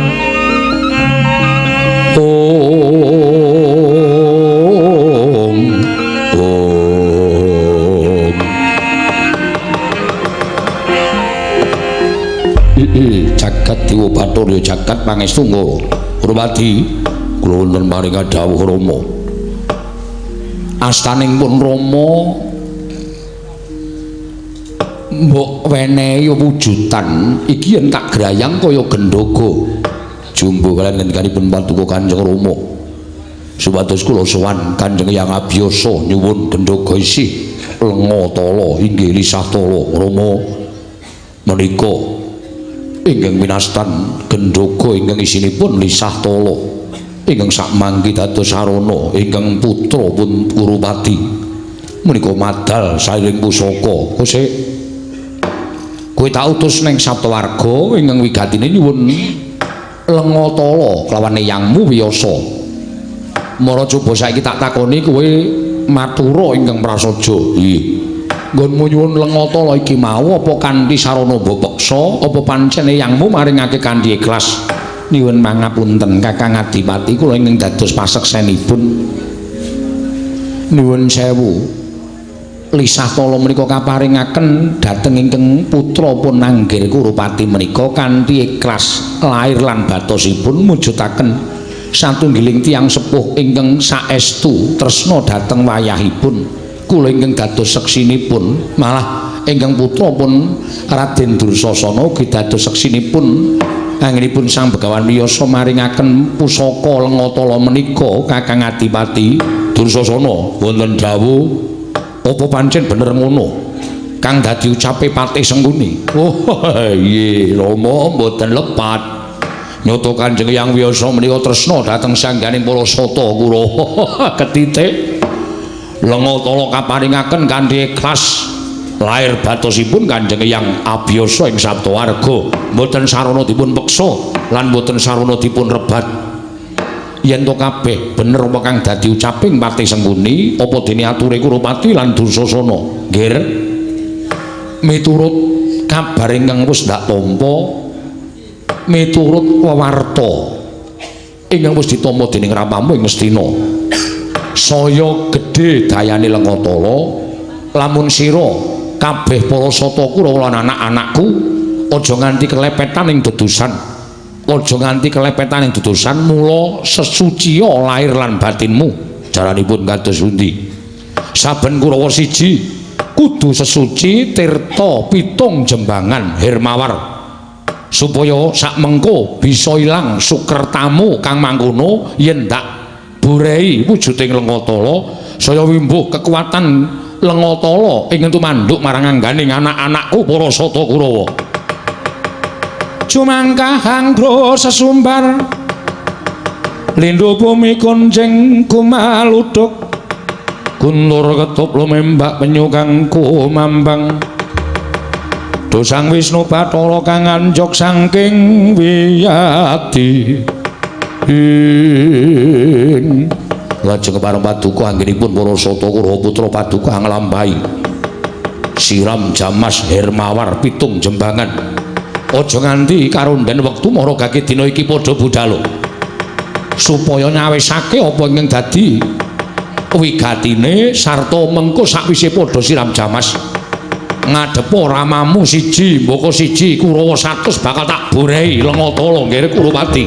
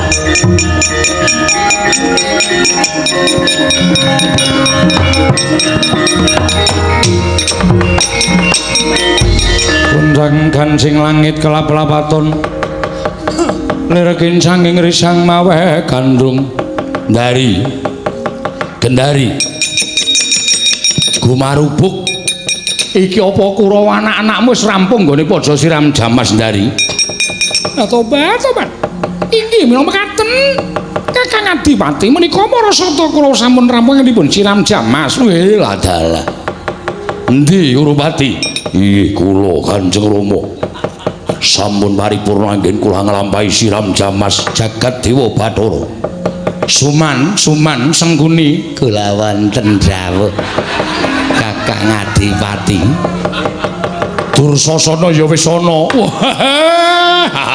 cencang dingkut kruncal-kruncal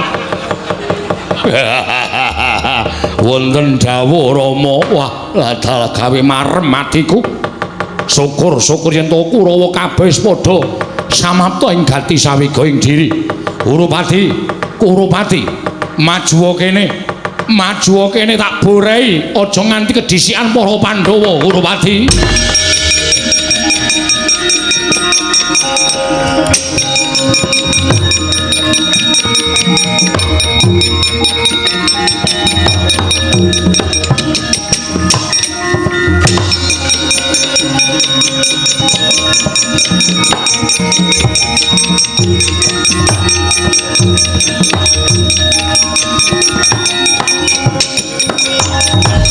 Rampit nyomburai ing cipta Sang Dastarata amburai ingkang putra Raden Kurupati parandening mangke ingkang majeng sangajenging nata ing Astina tanastres kejawi namung Raden Bratasena. Nadyan katone wis rampit parandening mangke tansih wonten ingkang kekilapan wentis ingkang dereng dipun burai dening Sang Dastarata parandene pangaraos sampun rata sarandunging angga.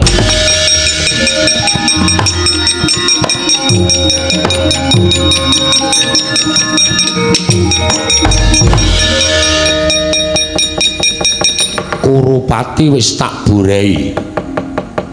Dursasana Wulandhawa Rama panenggak Kurawa Dursasana gage kene maju Dursasana tak burai lenga tolong ngger anakku cah bagus.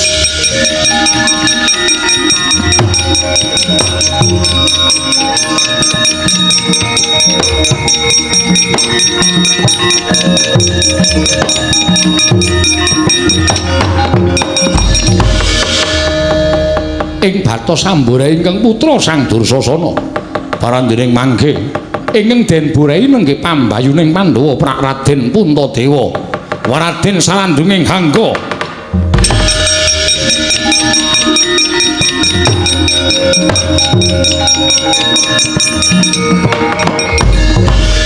Kartomarma ndi Kartomarma? Kartomarma apa Surtayu kene? Antaraning loro dhisik kuwi tak boreane. Kartomarma, wonten pinganing dawuh Kanjeng Rama. Mara maju tak borehi lenga tala ngger bri ngestaken dawuh.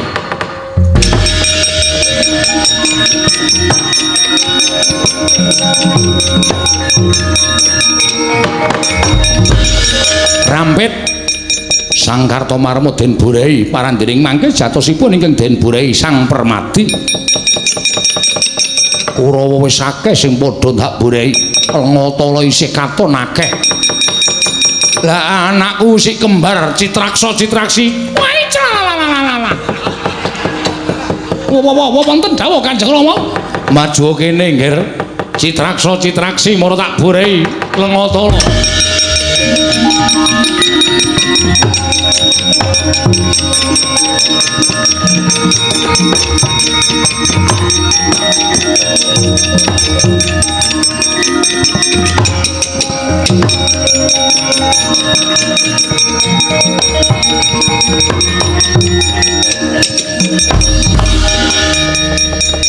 Siji moko siji katon wis padha rampit. Ana sing isih kurang apa ora? Mergo pun Rama ora ngitung cacahe anakku ingkang banget akeh ya kuwi 100. Yen isih ana ingkang durung tak borahi mara gage matura. Kocap kacarita nalika semanten. Risang Bratasena sigra nyasmitani ngraka miwah ingkang rayi supados medal saking negaring Astina. Tanggap Risang Bratasena sigra nyaut gendhoga den beta mlajar sangganing para Pandhawa kondur wonten ing pertapan Saptawarga.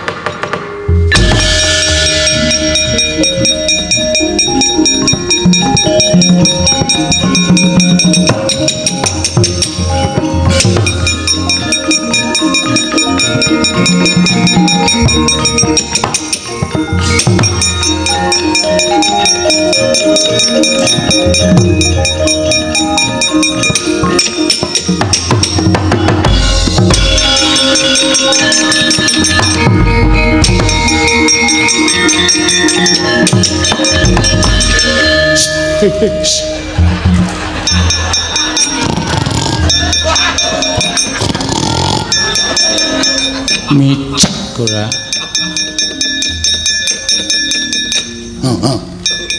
Tak pejet nek omong. Ngrewani omong tak samul. Ngene. Ayo, wes. Wis ndoro wis ayo wis ning kono terus micek di Pandora. Mantu dasmu. Mata Kamu. Kamu ya. Dari.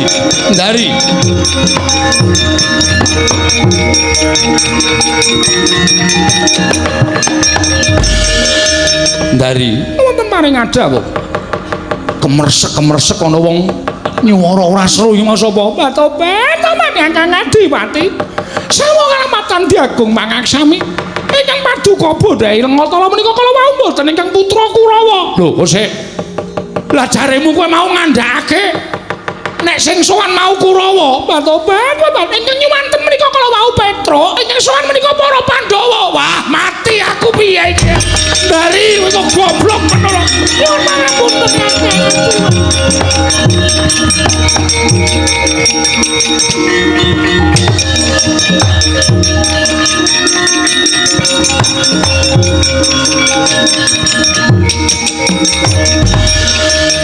Kanjeng Rama ingkang putra Parasata Kurawa sampun kelampan siram jamas janggep ingkang putra satus cacahipun Kanjeng Rama gendhoga isi lisah tala mboten wonten menastanipun Kanjeng Rama. Kurupati njaluk ngapura wong atuhamu ingkang cacat netra wekasan gampang diblithuk dening menungsa. Liripun kados pundi? Kowe mangkat nglakoni siram jamas Pandhawa teka neng kene ibumu diancam karo panakawaning Pandhawa ora entuk guneman. Aku ndangu karo Gendari sing nyuwara Petruk, aku ndangu karo Pandhawa sing nyuwara kaya suaramu Petruk nganti aku kalebyan. Pandhawa tak borehi Lengatala wutuh. Urupati aku njaluk ngapura. Jagat Dewa Bathara Paman.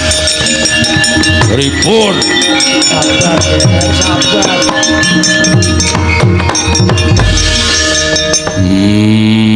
Ling golek Lengatala rekoso. Dewa dene ming direbut dening para Pandhawa.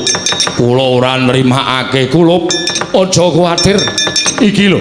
Isih ana sawetara ingkang kememplek ana ing tlapakaning pun Rama kene tak ratake sak awakmu Urupati.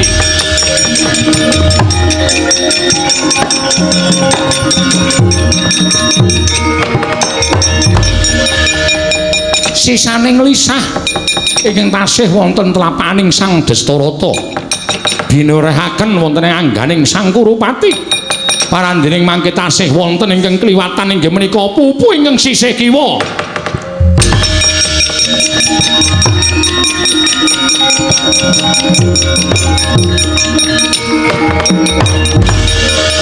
Nanging sedaya kadang-kadang kula Kurawa mboten saged nampi dayaning lisah tala. Walah pancen keparat. Jarene Pandhawa ki wong utama, jarene Pandhawa ki wong becik. Ning tinemune wani ngapusi karo wong gerang kaya aku. Susulen ger, susulen jaluken Lengatala. Nyuwun pangestu.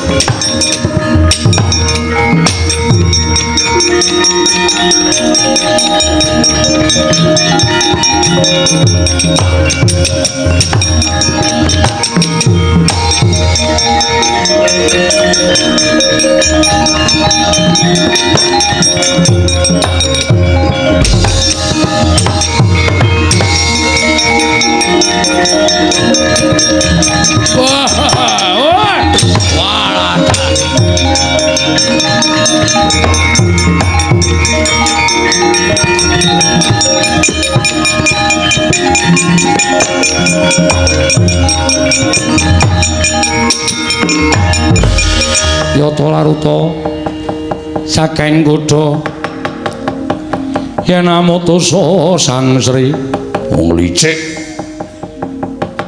wong ora duwe watak satriya kowe Werkudara kowe nyolong Lengatala sing nyolong dapurmu lho kowe nantang perkara karo kadangmu tuwa wah ngendi papane wong neter kadigdayan cobane kekuatanmu Werkudara Bratasena sabar ya nggih sabar Kurupati sabar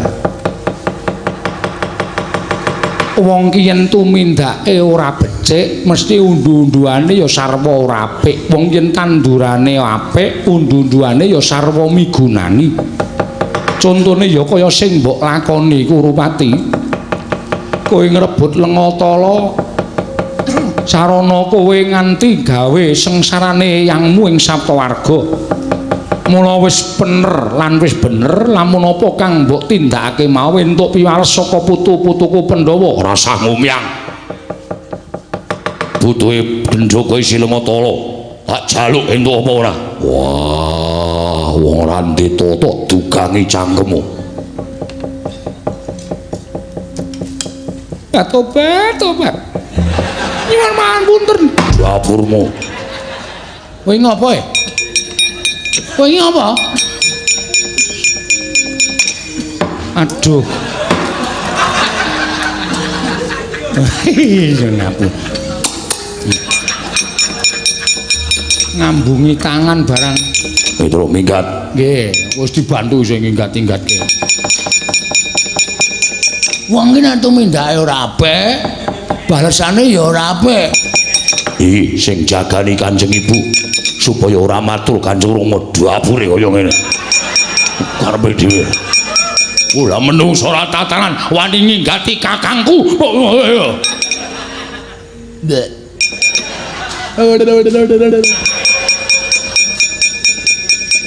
mangkel banget lho kae kok mangkel banget terus cangkem kowe mangkel banget to kae wose tak jaluk wah langka ono badange Bratasena dikira aku wedi karo kowe ayo jandon karo aku kaya biasa lilano tak ajare kakangku Kurupati wis aja padha reget jegat aku kudu madeg dadi wong tuwa sing adil Kurupati Pandhawa Kurupati Dursasana lan sakurawane kabeh tinimbangane Gendhoga iki dadi rebutan isi Lengatala iki bakal tak bandhemke sapa sing dhisik iso ngoyak ya kuwi ingkang duweni Lengatala ngger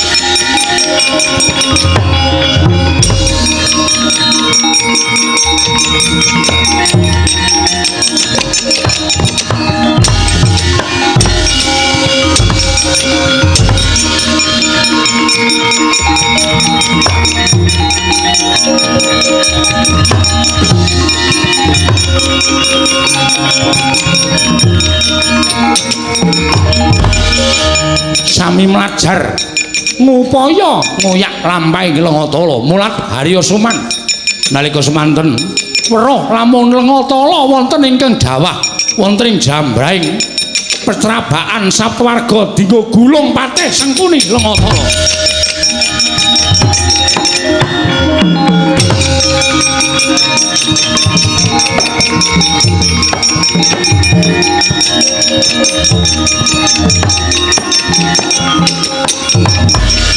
rata sarandunge ngawak parandening mangke dereng tasih wonten ingkang kliwatan inggih menika wonten ing Wadidang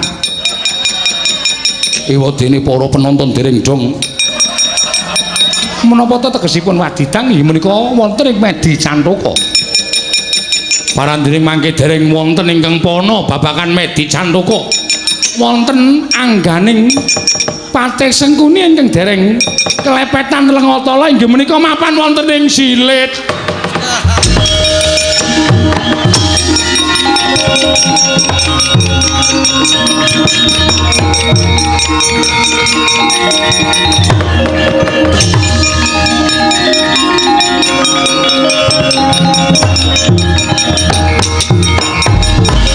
Umleyang Gendhaga isi Lengatala nalika semanten keparenging Jawata dawah wonten ing sakjroning sumur Jalatundha tanggap risang Bratasena satya ingkang ora wedi ing pati sigra ami lalu anutur lampahing Gendhaga nyemplung telenging sumur sang Bratasena wau.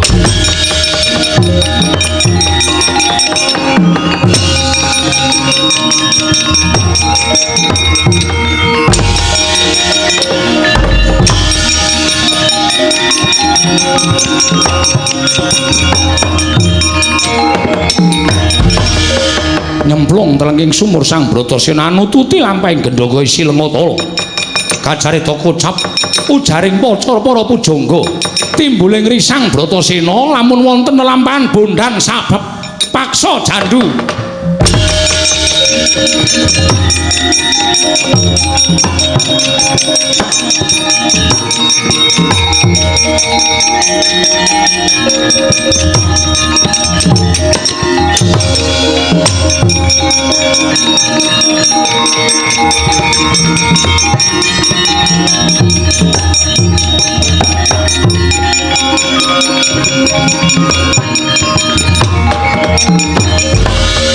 Tanya bala Pandhawa mbiyuk gumulung mangung siring sata Kurawa mudhar Bratasena. Oh caedan Gendhaga nyemplung sumur kok tututi nyemplung sumur. Nglalu wong digdaya ning goblok. Wah wis ora bakal iso nglawat. Mesti bakal tekaning pati. Pun mboten sah dipun arep-arep mati ya luwih apik becik utawa luwih prayoga upama isih urip saenipun mbencang menapa dipun jangka patine pokoke Pandhawa aja nganti urip Pandhawa aja nganti waras Pandhawa aja nganti tentrem menika kedah dipun jangka nggih ora bakal kendhat nggo bantah jangka patine para Pandhawa.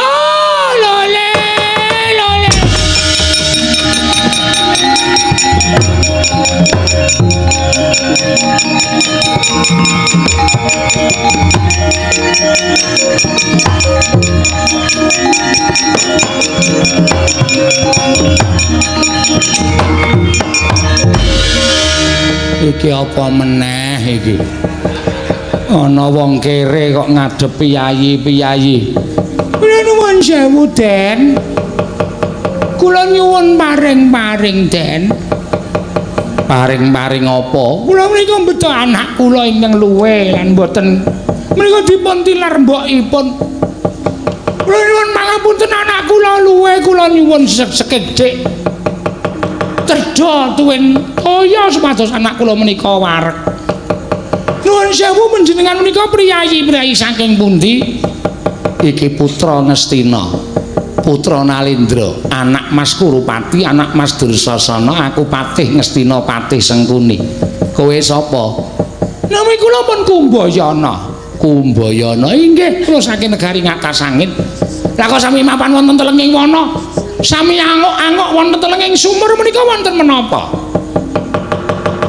Anak Mas Kurupati mbujung laku ning Gendhaga isi Lengatala. Lajeng keparengipun isi Lengatala ning Gendhaga isi Lengatala nyemplung telenging sumur. Ora ana ingkang mani njegur telenging sumur. Mung Raden Bratasena ingkang jegur telenging sumur ning tak kira wis tekaning pati wong ora iso munggah meneh sarta mboyong Gendhaga isi Lengatala. Ndarake bingung para putra-putra Ngastina Kumbayana. Ah, nuwun sewu, anak ratu kok goblok. Cangkeme sing apik. Kowe iki mengkere kok ngunekke anak ratu. wujudipun gendhok ing mantel ing sumur menika kula nuwun sewu. Mboten nama pamer, mboten nama umuk.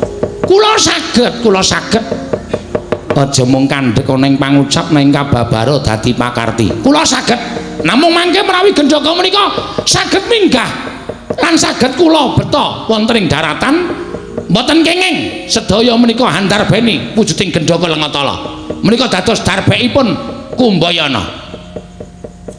Kuwi duweke ya begawan abiyasa. Ora urusan karo abiyasa, ora urusan karo kethek nyuling. Wah, ngecetusi ya. Wah. Ora peduli karo setan gundul. Lah ngece lopes. Wong omongane sak penake dhewe. Ya. Menika pusaka badhe kula simpen, pusaka badhe kula simpen sampun ngantos dados rebutan antawisipun putra Ngastina. Ning aku tak nonton nyatane nek pancen iso jupuken gendhaga isi Lengatala. Nek pancen iso, nek ora iso kowe wong ngemis kowe mengkere tak tugel gulumu. Kula aturi mresani titip anak kula.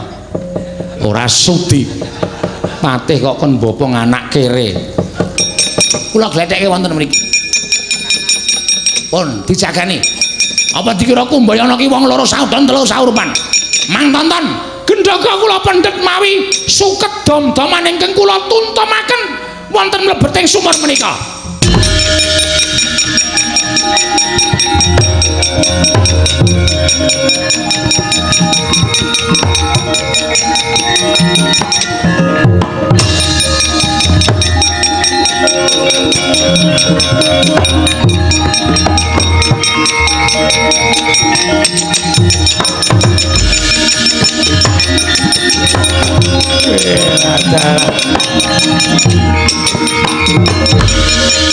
Kados satur kula mboten wonten ing kekedan duweni wujuding gendhaka isi Lengatala. Menika darbeke Kumbayana.